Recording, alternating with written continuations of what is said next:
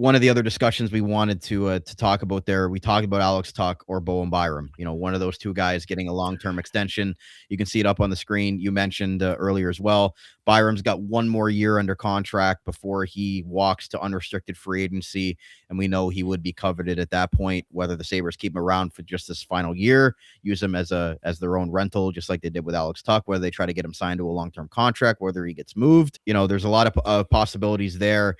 But if you're on the Alex Tuch or Bowen Byram, one of them gets a long-term extension. What are you going with here? Yeah, so the reason I like this discussion is because this one you can do both, because Byram signing an 8-year extension has nothing to do with your cap this year because he's already signed. So technically, if you want to, but the debate becomes interesting to me because long-term, who would you rather have? And as much as I love Alex Tuch, I think Byram is the clear answer here just because he's in his mid-20s and him on an 8-year deal finishes that contract at 33 compared to 38. The Sabres' superpower has been their top four.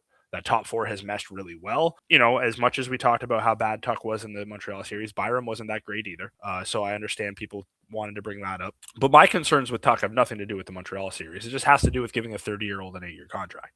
I wouldn't have that concern with Byram because he's going to be in his late 20s to early 30s throughout the life of that contract, and we know he fits in well. Right. So to me, the answer is Byram. Mostly just age-related and because not having to worry about your top four defense for 7 years, pretty good thing for a GM to have under his belt. I don't have to worry. Like that's pretty solid. Left shot, 24 years old, as you mentioned, would be about 33 if you got that long-term extension there. He's already signed for one more season at, what was it, $4.2 million? 6.25 for this next upcoming 26-27 season. So as you mentioned, you already have him locked in there with the top four. But again, like if a team comes calling or St. Louis wants Bowen Byram as a part of that trade, like, what are your decisions there, regardless if Alex Tuch walks or not at free agent? Yeah, I mean, if St. Louis comes to you and says, hey, we want Byram to be the centerpiece of a Thomas trade, like, yeah, nothing against Byram, but like, yes, you obviously entertain that and go down that route. I will say my tune changed on Byram a lot. He played extremely well this year at times. It was Buffalo's best defenseman while Dahlin was obviously dealing with what he was dealing with. The emergence of the way Dahlin played at the end of the playoffs, the way that Power kind of started playing at the end of the playoffs, and the way Samuelson played, like 3 of your top 4 are locked up no matter what.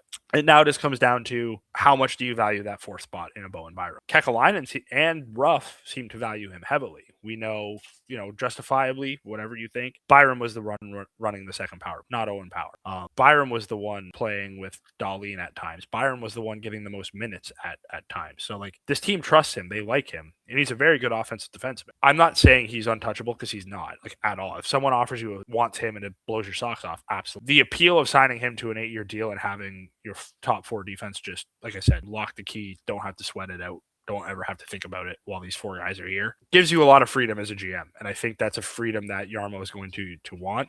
And if we're being honest, like, the contract would have to make sense, but I don't think Byram's costing you $10 million. Like, if he's in the 9s, sounds crazy, but with the way the cap's going up, like, I'd be fine. I'd be fine with paying him in the 9. Anything more than that, no. Like, we'll walk away. You don't have to. The best part about this is I like this debate because one is a guy you have to make a decision on in Tuch. The other one is a guy you don't have to if you don't want to. I just thought it was interesting because Jarmo specifically said he'd love to lock him up long term.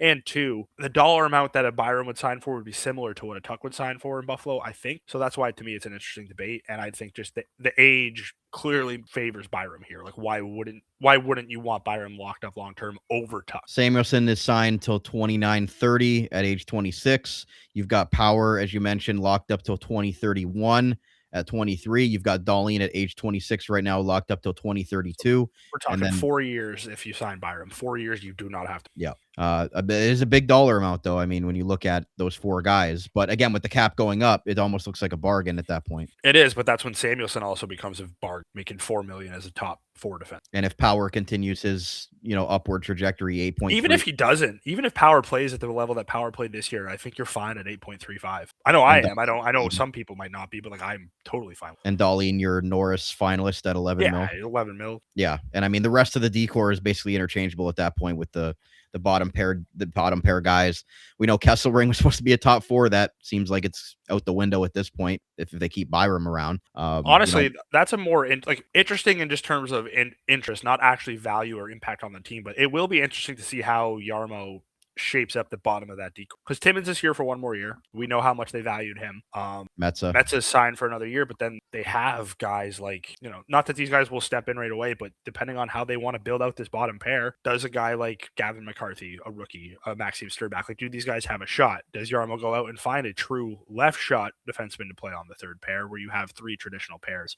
Or handling that third pair is an interesting storyline. It does not have a ton of impact on the team if the top four is what the top four is, but it is an interesting storyline to follow. And I'm kind of curious how Jarmo is going to play that out. You do have Ryan Johnson signed for another year as well. I mean, he was a guy we thought at one point a couple years ago that he was going to be a mainstay in this decor, and he just obviously hasn't been. You mentioned was he even on the Black Ace squad? I don't think he was. Komarov was, which I thought was interesting. Yeah, Sturback, McCarthy, Merca too. Like, to me, Merca's an X factor too, because I think he's gone. Jarmo already traded him. I mean, I don't know. Obviously, that's not a very hard conversation to have. Look, dude, you're here. But I don't find it crazy to think he's gone because Jarmo already traded him. I know, and that's a tough conversation to have with a guy, right? Like, hey, we traded you, but the trade got nixed. But I don't know. I'm a big fan of Radim Merca. I would love to see him on this decor, but if you're signing Bowen Byram long term, where's the possibility for him to play? And that if that is the route they go, then you can basically kiss Radim Merca goodbye. Yeah, and honestly, I am very okay with. As much as I like the player, I do like Radim.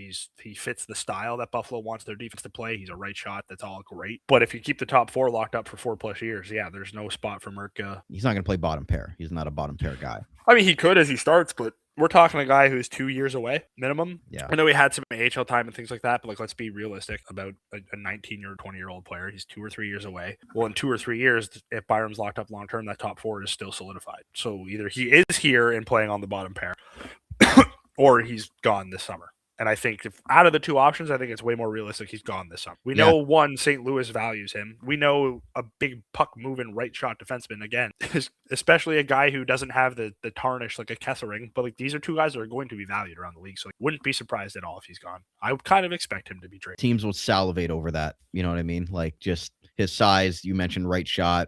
Yep. Again, he's still a project, only in his second year of North American hockey as well. But I really like the player, but again, if you're locking up Byram, there's really nowhere for him to grow in this decor over the next 5 or 6 years. So if Merca has to be a trade piece, as much as I would hate it, because I really do like the player a lot, you kind of have to make that deal. And we already saw that he got traded once for Parayko, and Parayko said no to coming to Buffalo. So